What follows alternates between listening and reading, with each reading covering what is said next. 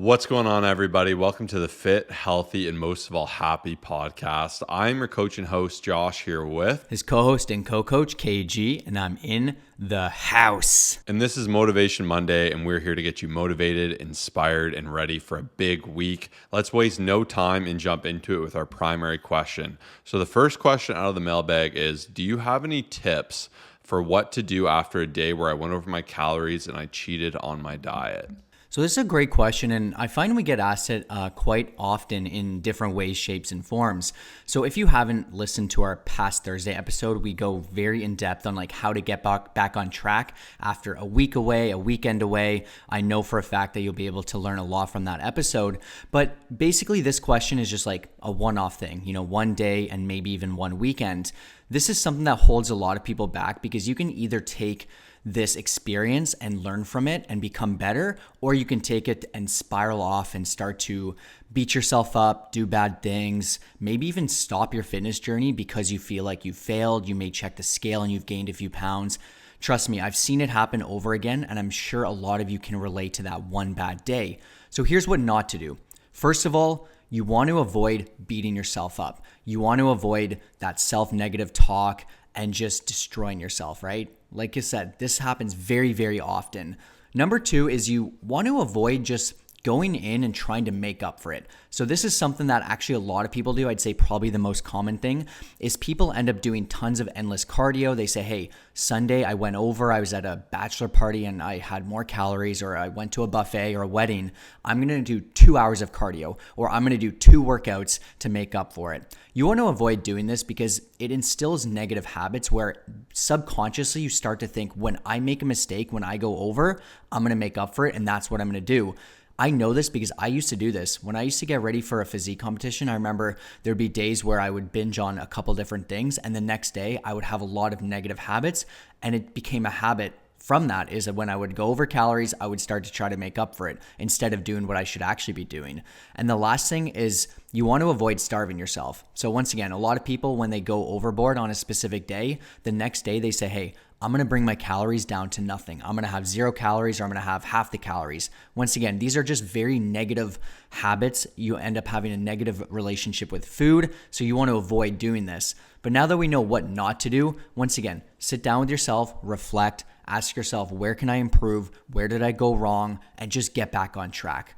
It's that simple, and that's going to be my biggest takeaway. It doesn't have to be this complicated process where you end up doing a million different things. Just learn from it, sit down, ask why it happened, and I promise you that will be the best plan of attack from my personal opinion. Yeah, great tips there from Kyle and everything. I absolutely agree with. And I think it just needs to be one of these things where you break a cycle. If it happens every blue moon, I mean, that's life, right? You can't expect to be always perfect, and you need to understand and work with it. But I think the best thing you can do above all else is reflect. So as silly as it sounds, whipping out a journal or even just spending some time alone in a thought, maybe on a walk, and say like, what went wrong? Why did I do that? Was I bored? Was I just bored at home and I just let loose, and I shouldn't have chips at home anyways, and I had chips and I ate these cookies I had? Like from there you could have the positive thought, say, you know what, maybe I won't keep those things in my house. And it's not to say that you're not allowed to eat those things, but like putting a little bit of barrier of access for you can prevent a lot of this. Because if you want a cookie, you're like, okay, I'm going to go drive, I'm going to go buy it, or I'm just going to buy a small bag of chips or whatever. And most times you're like, I don't want to drive, it's too far, it's not worth it. So when you can kind of have that reflect, you can start to create better solutions going forward, and you'll find what really works best for you. Everyone's so different. Like some people have no issues having stuff around. For me, like I don't even like having that temptation. If you're that kind of person that'll go like cabinet or fridge surfing, or if you do notice you're bored, it's like, how can I instead channel that energy to be better? Or maybe you didn't track, so you just ended up accidentally eating too much. That can happen as well. And when you logged everything in, you're like, oh shoot, I was 1,000 over. And instead the solution there is quite easy, right? You'll just start pre-logging, or best as you can guesstimating, because then you can limit those portions. So taking a few seconds to actually actively reflect, or even like workshop what you would do differently in those situations going forward is amazing. You could really focus and say, maybe I don't need an app and a dessert, but I'm really going to love my burger and fries because that's something I enjoy. I'll get that tracked in my fitness pal and I'll build my day around it. So I think all in all, it's just like, it can be such a great opportunity to learn, and to be naive to expect that you'll never have a bad day again is just unrealistic to me. And actually something I have in my thoughts that I'll jump ahead from I love the concept of no big misses. So instead of like really reframing it that you need to be perfect, as I said, instead reframe it that you won't have any major misses. So maybe you'll go over by a little bit, but what will often happen is people will go over and they'll keep going over. They'll say the day's shot, I'm just going to do more damage. And this just isn't realistic. Like going to my financial example, if you're like, oh shoot, I spent a little bit more money this month, no one's going to say, you know what, I should spend the rest of the money and put myself further in debt. Whereas with food, oftentimes people will be like, oh, I'm a little bit over, whatever. I'm going to go over more tonight and then the weekend. And it becomes this chain, and it becomes like this chain reaction of just bad decision after bad decision. So instead, it's okay to have a little miss here and there, learn from it, grow, one step backwards, two steps forwards, but really avoid these big, massive blowouts, if you will, and really learn to kind of limit things to where they are. And once again, that example, you can enjoy a great dinner, maybe say, I don't need the dessert. I intentionally went over my calories a couple hundred. I'm okay with that. That's a much better position than just to keep causing that damage. And we've actually made a reel previously where Kyle dropped his phone and then he picked it up and slammed it on the floor 2 more times.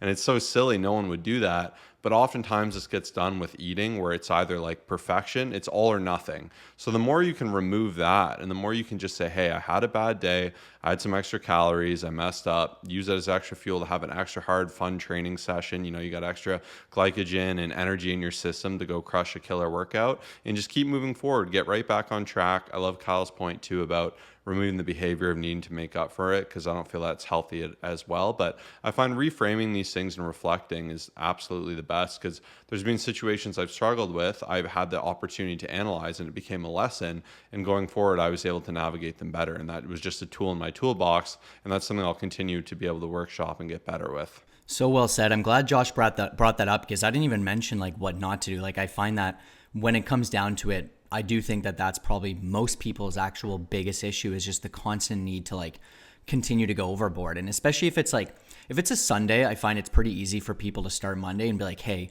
I got my meal prep, like I don't want to do this again, let's start over. But when it's a day where it's like a Friday, it's very easy from that Friday to turn to Saturday, and Saturday to turn to Sunday. So like Josh said, avoid this, avoid missing twice, avoid big misses. But the other thing I wanted to add that I didn't talk about is just like, try to give yourself credit where credit's due, right? So it's not about being easy on yourself, but there will be scenarios where you may not be perfect. You might miss your protein. You might go overboard a bit, but in the past you would have done way worse. Or you saved a bunch of calories, which you never would have done before. And sure, you weren't perfect, but you said no to this, right? It's so easy to focus on the negative and every bad thing that you possibly did or whatever the case is. But at the same time, it's so easy to miss those positives. And I'm guilty of this. I know some of you are guilty of it, but let's say there's a specific wedding or someone's birthday and yeah, you weren't perfect. Yeah, you feel like you could have done better. You may be better off saying, you know what? I'm proud of myself for this. I wasn't perfect, but that simple recognition allows you to feel just better. And the next day you're like, hey, let's keep going. Whereas if you just dwell on it, you beat yourself up, like you may want to keep that negative habit going just because you feel bad about it all. So yeah, you got to start to reward yourself when it makes sense. If you go to 10,000 calories and you just binge eat and you go to buffets and you say whatever, you're not just going to be like, hey, I'm proud of myself, right? Like you got to learn from it. You got to reflect on it. But yeah, hopefully this makes sense. And that's the last thing I want to add for this amazing question. Yeah, and you'll notice the more you stack good days on top of each other, how much easier it is to stick to that. And even if you get knocked off course just a little, it's a lot easier to do that. And I think the more you remove the compromise from your system, the easier it is just to be consistent. Like if you're like, it's non-negotiable, I'm going to hit my numbers, I'm going to knock down what I need to knock down. You do that often enough and it just becomes really easy, and you'll notice you'll have less issues with this. Whereas the more you entertain going over your calories, making excuses, it becomes very hard to break that cycle, truth be told. So if you're looking to pivot out of that and you're like, no, I really want to reach my goals, I'm hyper serious, you definitely do want to really minimize, if not remove, these extreme days where you end up eating a little bit more. So all great points there. Now we're going to go ahead and jump into our quotes, what makes us happy, what has us excited and intrigued, and a client shout out. So we'll start with Kyle's quote. I'm excited to hear it. Yeah, so my quote today is, you don't become a champion by doing what feels good. You become one by doing what's necessary. You want to feel good? Then go get a massage. So I like this, and it's obviously pretty intense, and not everyone's trying to be a champion and win medals and championships. Obviously, you see if you're watching Florida Panthers, second year in a row, our favorite team had won, and they did what was tough, right? They showed up, but obviously with that example, it's not always about winning championships and whatnot, but it's about winning in your life, checking off the check boxes that you want to check off. I know that was a lot of checks there, but at the point is that when it comes down to the journey, there will be so many tough moments. And I've been thinking a lot about this, especially since Josh's quote previously about pain from last week, especially when it comes down to pain, suffering, doing what's uncomfortable. There's going to be so many of those moments where it's like you don't want to do it, but you should do it in order to reach your fat loss goals, your strength related goals. Maybe you're doing some sort of running event and you want to reach that goal. Just remember, like when it comes down to it, a lot of what you need to do, it's not going to always feel comfortable. Like if I wanted to just feel comfortable and feel great, I'd go to the sauna for 30 minutes. I'd go lay in the massage chair. I'd go maybe get a massage. Like I would do all these things. And once again, there's a time and a place. You'll feel great. The recovery's awesome. Like don't get me wrong. Maybe even a nice walk. Obviously that's super chill. But when it comes down to putting in the reps, doing the hard movements at the gym, making the hard decision nutritionally to say no to things, like that's what's going to really make a big difference. So I thought this was a great quote, very fitting for this Monday, and I hope it sticks with you in one way or another. Yeah, great addition from last week as well. You don't just want to do what feels good. You want to actually do the things that will make you better and really make you feel good long term. So really locking into that fitness, health, and happiness. And little spoiler, but on Thursday, we're going to have an episode with 10 things to live a fitter, healthier, and happier life, 10 simple tricks. So make sure you tune in Thursday as well. If you haven't subscribed to the podcast, you're missing out too. I think there's a subscribe button on iTunes and Spotify, and that'll make sure you see them more. And it's always good if you're getting motivated more often. So make sure to do that. But now we're going to jump into my quote, and that is, can you sacrifice who you are now for who you could become? The reason most people don't succeed is because they can't let go of their old identity. They're too emotionally attached to the lesser version of themselves. And I know this sounds a little bit extreme and a little bit tough in that sense, but I think it's very true. And I'll notice this very often. I'll have a client come in, they'll lose a ton of weight, like 40 to 60 pounds. And then they'll start to be like, I don't know if I want to even see any more progress. Like they'll almost feel guilty because they've always been this old version of themselves. They were comfortable with that, right? That's what they knew. They're comfortable with their way of eating. And it almost felt like they were an imposter in their own body getting to this next level. And obviously it's amazing to be in a position where I can coach them up and let them know they've worked for it, they deserve it. And it's great to see them assume this new identity, and it's not like it's a different version of them. It's just the better, healthier version of them, right? It's a version of them that's motivated, that's disciplined, that's working towards their health for themselves and their family. And to me, I just think that's absolutely amazing. And it's like you need to let go of that old version of you, like the chubby version of you, the unmotivated version of you, the undisciplined version of you. If you're able to remove that and just assume that, yes, I can become this new person, and it'll take time, and you'll have like positions and days where you'll falter, but overall you'll have that ability to actually move forward and to accept that new version of yourself. But to do that and to get somewhere you've never been, you got to do something you've never done. And I say that to all my clients, because if you want to get to a new level, it'll take new action. It'll take removing some of those comforts. Maybe you liked eating junk food every weekend through the whole weekend or something. Like it's a pattern or behavior you're probably gonna need to let go. And it's painful sometimes letting go of those things that are comforting to us. But when you replace them with new, better habits, where you make a super healthy dinner, you meal prep Sunday, you crush a great workout, like ultimately it's gonna make you feel better. You're gonna live longer, you're gonna be healthier, and it's actually gonna be net better for you. It's just gonna take a second to let yourself evolve to that new version of yourself. So I think that was a big thing, because you really need to sacrifice the old you to become the new, better version of you. And as Kyle said, being a champion in that sense, right? And if you think of like what you'd be able to do and achieve, and once again, I'm glad I've taken those steps in my own life, because there's some habits that weren't as good, or I could see how if I didn't challenge myself, I could have fallen like away from some of the things that I really appreciate, had I not like put in that work and not compromise to say like, hey, I'm going to find a way to succeed no matter what, through any challenge or obstacle life throws at me. Yeah, you absolutely can break these habits too. Like even since Josh just brought it up, like I often will think about the things that I've done in the past, or even just like the routine I used to have. And it's like,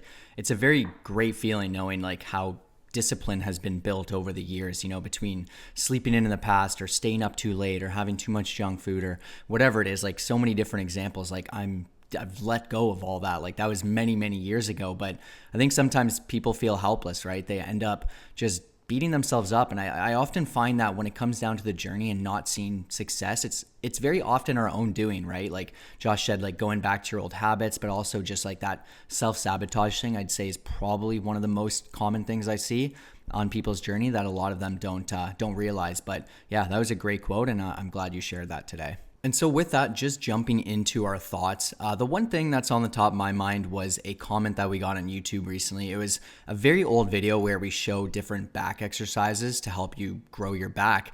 And someone left a comment saying, "Nothing new here. These exercises are seen all over the net."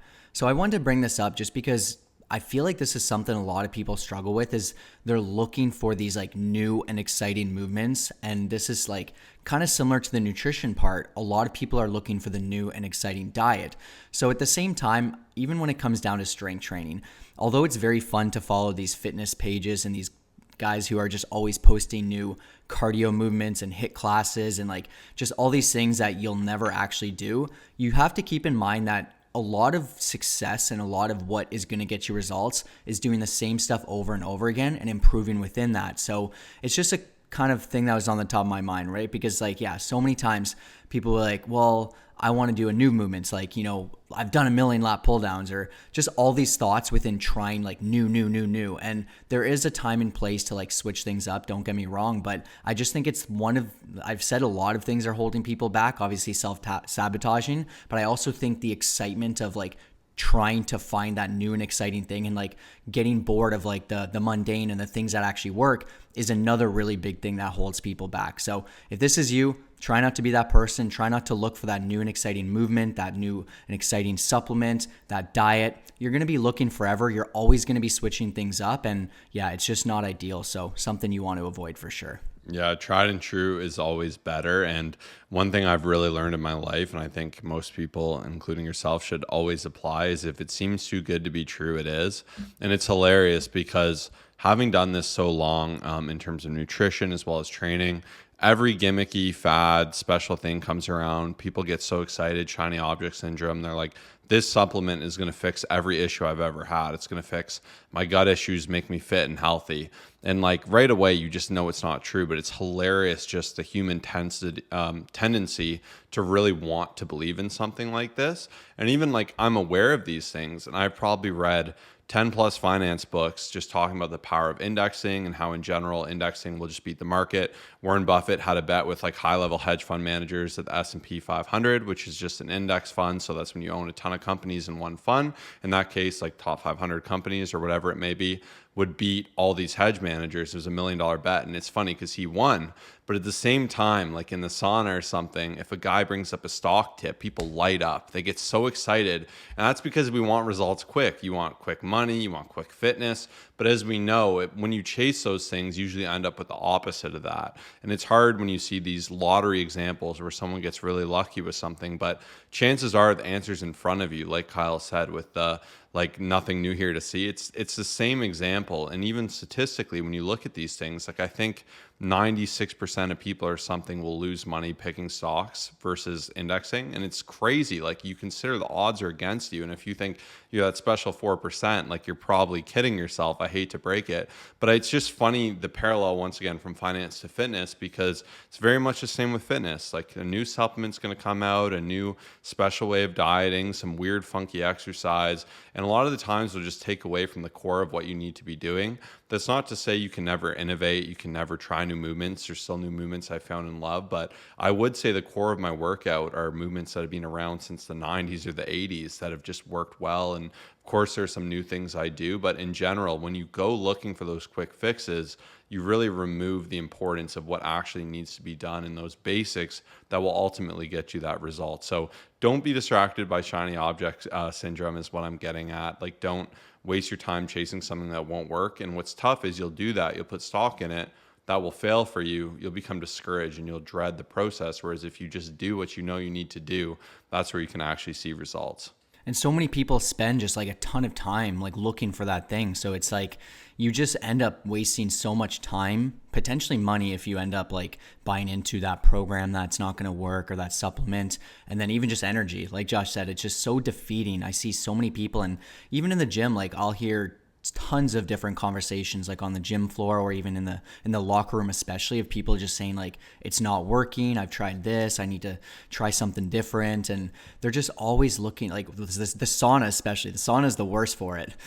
Speaking of which, like people who don't even really work out, like most people don't have the greatest physiques and whatnot, and they're always like talking about that exciting thing. But it's just like, man, if only you knew, it can be simple. Just stick to the basics. Block out, like put on some blockers of just like, you hear something crazy in this bold promise of lose fat and drink this drink or whatever, just block it out. That's a great practice to have. And that's my last thought on that subject. Yeah, now we're going to go ahead and just jump into our new segment, which we think has been pretty fun, and that's what's making us happy this week. And I'll start by just saying the better weather. I mean, I do think it's kind of funny how basic human conversation is you'll default to like talking about the weather or work or something like that. But in general, I really do appreciate just how nice summer is. I love being able to get outside in like minimal clothing, like a shirt and shorts, and just go out at any time of day, night, morning, be able to go on a walk, appreciate the sun. I noticed it was like 9:30 the other night and the sun was still relatively up. It was setting at that time, but I just thought, wow, like this is such a nice parallel to the winter when it's like going down at like 4:30 or some ridiculous time, whatever it is, and you feel like you're in constant night. So I think it's a great reminder too, not to let the time pass by, especially if you're in a four seasons climate such as ourselves, where you're actually taking advantage. You're getting outside, doing some fun things. Been playing volleyball, which has been amazing. We finished our season in first place out of 30 plus teams, which we're really, really proud of. And definitely it's hard. There've been some really hard fought games, and most of our games, I would argue, have been won by like 1 to 3 points, which is pretty crazy. But it's just always a great reminder. It really makes you just appreciate being outside, being in the sun, being active, celebrating your fitness. And I think there's really no better time to do that than summer. Yeah, and it's like, it's just such a good reminder not to take it for granted. I have to consistently remind myself, and it's very easy. Like I'll look back on a video or a photo from when it was freezing, or I'll think of all my morning walks where I'm like just dreading it. So really, really good reminder. Like when you do think of what's making you happy, at the same time, like spend time being grateful for it, and reflect on it when you get a chance, of course. But I really like winning, something that I'm like thinking of, especially lately. Like obviously the teams that I've been rooting for, especially, like I said, like it's fun to see the people I like win. But at the same time, even volleyball, like on Josh's example, it's so much fun. I try to be okay with losing. Like I don't want to be someone that doesn't enjoy the sport that I'm doing if I do lose. But at the same time, like I've reflected long and hard on this subject, and it's something that like over the years, I want to win. You know, when I put my best foot forward, it's going to take the same amount of effort to lose and win. Why not win, right? So it makes me happy when we do, right? So even yesterday, a couple tough losses. I didn't play my best for one of them, but like the last two, they were just such incredible games, and it's just such a good feeling. So when it comes down to it, I want to win in everything, you know, my fitness journey, relationships, my life, and just like every part of it. And that truly does make me happy when I know I'm progressing, when I'm, you know, winning on my squats that I'm trying to accomplish with my new personal records I'm aiming to set. Like just want to win within everything, the meals, the workouts, and it makes me happy. So that's one thing I've been reflecting on, and I hope that resonates with you in one way or another. Yeah, and that's what's making us happy this week. I'm really excited to see what comes across next week. And I think every new week is a new opportunity. And I think the more you can appreciate even small things, or even if you ask yourself, what's making me happy right now? What was good about today? What am I excited for this week? Those questions are all going to get you excited and feeling good and building you up. And especially when there's so much going on and a lot of challenge, and a lot of world events and things like that, I find it is really good, as simple as it seems, to take some time to do that. Write it down in your journal. One thing I do every day is I end my journal with, today's going to be a great day, even if I think it'll be a challenging day. And I feel like it just puts a smile on my face and gets me excited to go ahead for the day. And might be tricking your brain a little bit, but hey, if it works, it works. But now we're going to actually jump into a client shout out, someone who took the jump, who's in our program and who has been killing it. Who do we got this week? Real quick, we just wanted to shout out Callie, who's been absolutely crushing it in her coaching program. She's actually lost over 30 pounds, losing fat while replacing that with lean muscle, which is an amazing accomplishment. A lot of people have this desire to do this exact thing, but it gets very, very challenging to do. which is essentially when you do a body recomposition, right? And when it comes down to doing it on your own, it can be so hard because you're emotionally attached. When you see the scale maybe not going in the right direction, or you feel like you need to make a bunch of changes, like this is why most people fail doing this on their own, because you make emotional changes based off of how you're feeling, based off what the scale is saying, based off how you're looking. But at the end of the day, you have to trust the process, and that's what's most important about a transformation like this, where she lost 30 pounds of fat while putting on lean muscle. And even at the end of her testimonial video, which you can head to our Instagram and you'll be able to see, she said, if you join the coaching program, anyone will be successful. They'll be able to help you out. And that's the truth. We've helped so many amazing people on this journey who have really struggled, who have tried over and over again. And especially when it comes down to resetting hormones, fixing metabolism, doing body compositions, these are very challenging things to do when you are emotionally attached and you don't make the right decisions based off of what your body actually needs. So we're so proud. Callie's consistently showed up for herself. She's trusted the process. Obviously, the first step is investing in herself, and we're so proud of her. And with that, if you're looking to get to the next level on your fitness journey, fix your hormones, fix your body composition, get rid of the skinny fat, fix your metabolism, all that great stuff, we will be there for you every single step of the way with guaranteed results, an approach that's actually going to work for you. Simply message us healthy hormones to Instagram at ColossusFit, ColossusFit. We can't wait to hear from you. And speaking of healthy hormones, that leads into our second question, which is, when it comes to hormones, I find mine often work against me. Any tips to help me combat this? It's a great question. And honestly, we get asked a bunch of different questions in this type of variation. It's been happening consistently between hormones, metabolism, gut health, all of those fancy buzzwords that you see a lot of people promoting their supplements, their diet, or their workout routine to help you fix. Now, when it comes down to it, some people may not love hearing it because they may be clicking this episode, or they may just be thinking there's going to be a supplement or there will be something magic that's going to be said here.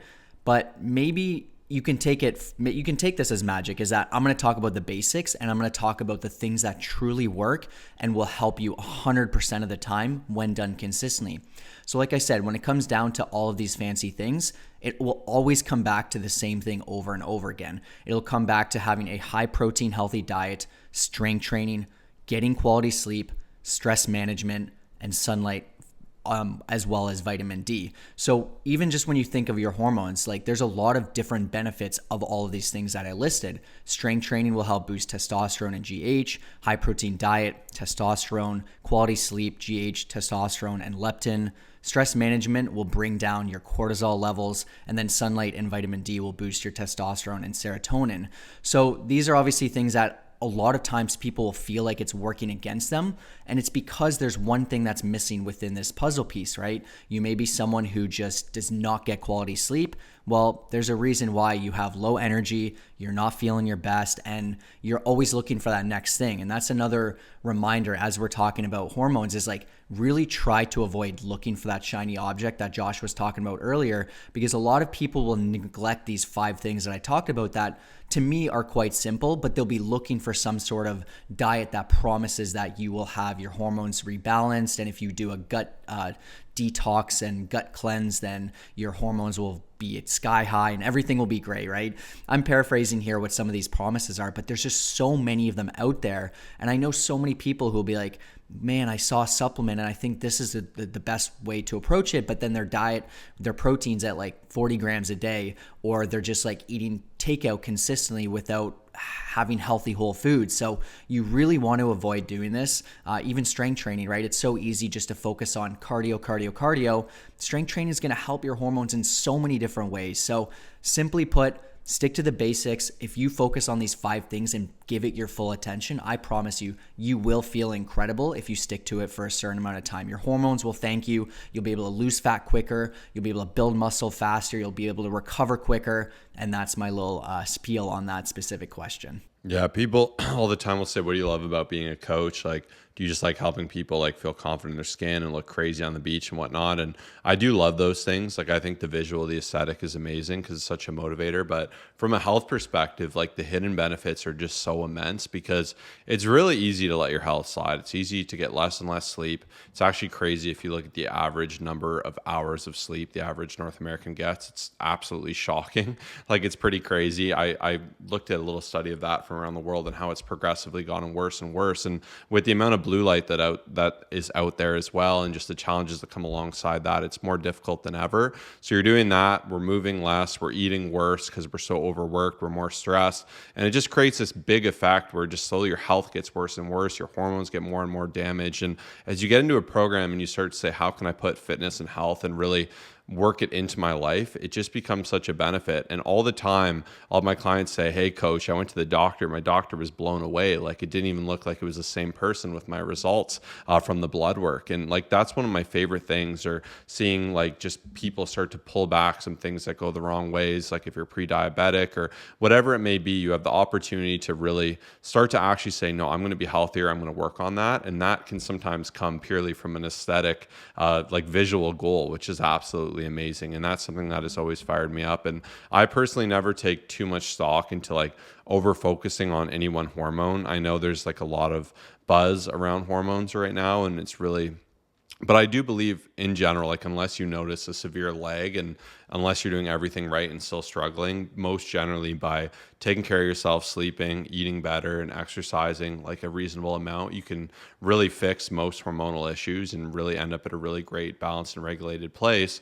And similar to what we said earlier, like there isn't some magic tea that's going to fix all your hormones. And if you think that, it's just not realistic. You do radically need to change your lifestyle. And like you could take as many supplements as you want, but if your sleep's horrible, your training's horrible, and your diet's horrible, there's a great chance your hormones are going to be horrible as well. It's just not how we were meant to live. And it's not saying you need to fix those things overnight, but by taking positive steps to try to improve and grow and become a better version of yourself, that is how you can combat that. Yeah, I know so many people with just really bad habits that will complain about stuff like this, but really be missing the bigger picture. Like it's so easy to, once again, people will drink a ton, they'll go to bed late. Like Josh was saying, even like fast food is just, it's hard for people to stay away from, right? Like you're just always on the go. You don't have your meals prepped. And there's just so many examples of this where you're looking for that next solution, but at the same time, just like focus on what's in front of you here. There will be the odd person like here and there where there more needs to be done. But I would say for majority of people, like 99+%, just simply focusing on the overall simple things that, once again, may be a little bit harder for some people to do that we've listed out, will make a big difference on your journey. All right, now we're going to jump into our final question out of the mailbag, and that is, I have a pretty good condo gym set up. It's easy for me to get there, but obviously lacks all the machines normal gyms have. Is it worth me getting a gym membership that's about 15 minutes away? So it's a great question, and I've been thinking about this a lot this week because I've been programming a lot of condo gym workouts. So my client Jocelyn, this week I just put together a killer couple day workout program for her. Her gym's pretty solid. She has leg press, she has tons of dumbbells, she's got a Smith machine there. It's not bad, there's nothing wrong with it. It's nothing game changing, but it works. My client Shelby, she just moved to a new place and we are switching her out from a condo gym. Now she just got a gym membership, which is awesome. My client Chris, he was working out at home actually with very light dumbbells, and we did switch him to a gym, and he's been loving it, going with a buddy. So lots of examples, and this has been on my mind a lot. My main thing here, if your gym is suitable, and when I say suitable, I mean there's dumbbells like well into the 50+ range. There's a barbell available. There are some machines like lat pull downs, even a cable. I do believe cables are not 100% needed, but they are so beneficial to have. Then that's totally cool. I think that there are some pretty good gym setups, and especially when my clients will sign up, they'll send me the photos of all of them, and I've been impressed with how some of them are. So I can put together a killer routine for you and make it work 100%. And I have a quote written down here that says, the most perfect plan that never gets done will never beat the imperfect plan that gets done. So for a lot of my clients, it's more convenient. They get in there 4+ times a week. They just walk down the stairs or take the elevator, whatever. I'm not going to judge, but stairs are better. Anyways, and they get it done. Whereas some people, if they need to go drive, if it's inconvenient, they really struggle with that. So I would say start with what's simple, what's going to get you in the door, what's going to get you consistent, build up the habits, and then evaluate and go from there. I do think most gyms are a lot more beneficial though with the equipment, with the environment and everything like that. But once again, you have to evaluate, like, if this extra little bit of time away from my family or like when I get home is going to cause me to not go, although the gym situation may be better, it may not be better because you're not going to get there. So it's really a personal question. You just have to make sure that you're consistent with it. You have a good routine that's actually customized. You're not just going into the condo gym and just everything's taken. You're just grabbing random things. Like, that's just not going to get you results, but it's more of a personal thing. I don't have a direct answer, and that's going to be my main thing, but I'm sure Josh has a lot of good things to say as well. Yeah, I would say more than anything, just be honest with yourself. So be realistic. Like, can you get to that gym? Does that work within your schedule? And if not, like, utilize what's in front of you. But at the same time, from that metric of honesty, is like, you don't want to do something where you're selling yourself short. So it's funny because last week I just spoke how I got over a sickness. Ended up with like another brutal fever, which is horrible. And even today I went to the gym just to transition back into the strength training after all that. And I'm just like, okay, I'm just going to go through a light workout today, get a tiny sweat, and then try to really get right back on track tomorrow. And I naturally wanted to go and use all the leg machines because I knew they're easy, they're comforting. It's a little bit more realistic for where I'm at. But at the same time, sometimes like condo gyms and other things can be a crutch because you can be like, it doesn't have as much equipment, so I'm only in there for 30 minutes. And the dumbbells only go up to 50, so that's the most I'll do for 8 reps. And like, if you're using that kind of as like a crutch to not work as hard as you can, you're selling yourself short on the results. And if your schedule permits for you to use that other gym and that's going to cause you to see better results, it's better you take that leap in the gym, because it is better when you have more options, more equipment. But at the same time, I know some people don't care to be around people. They'd rather be at home. You can get a killer workout with just one rack and barbells and a couple dumbbells. Like, you can absolutely make it work. And like Kyle said, we've done a lot of creative programming. I just know in general, some people will use that as a crutch. And sometimes when something's too close, and I found this with a home gym, I didn't like it. Like, I would have a hard time using it because you'd say, okay, I'm going to work out at 9:30. And then you'd be like, oh, I got some other stuff to do. And then 10 would come and you'd be like, okay, it's 2 seconds away. I'll do it tonight. And then you wouldn't want to do it. Whereas with the gym, you got to be more intentional, right? Because you got to count for 30 minutes of commuting here. I think that commuting can also be your benefit, because that 15-minute drive over, to me, like, that's pre-workout time, music that's getting me fired up. I'm thinking about the workout. I'm kind of like, that transition of space is nice. But like I said, everyone's different. It's just important you have that self-honesty, and you, as long as you're actively pushing yourself and you're able to progress in that condo gym, that's going to give you the benefit. And if there's a period of time where you need to use that for whatever reason, if it's busy, whatever, it's nice to know you have that as well. But those are my thoughts there. Yeah, and even just, there's so many people who do outgrow it as well. Like, oftentimes we will have that conversation with clients who, we've done a 8-week block in their condo gym. I'm starting to see that they're outgrowing the weights. They need a new change. We do our weekly check-ins just to see where they're at. And we're like, you know what?